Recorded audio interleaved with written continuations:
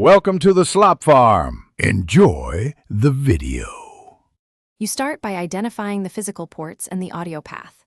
Locate the laptop's HDMI, USB-C 3, 5mm or optical output and the TV's HDMI ARC/eARC, optical or aux input.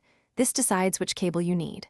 Once done, prepare the appropriate cable or adapter, USB-C to HDMI for modern laptops, HDMI for direct video plus audio, or 5mm for analog only. Make sure volume is moderate on both devices and that Bluetooth is off to avoid access. Now connect the cable.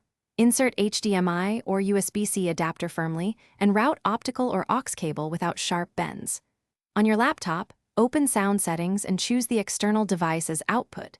This forces video and audio over HDMI or sends audio to optical/aux. On the TV, switch the input to the connected port and enable ARC/eARC if using HDMI to allow two-way control. Once selected, play a short test sound to confirm. If you see no audio device, reseat cables and check adapter power. Finish by fine-tuning volume and audio format.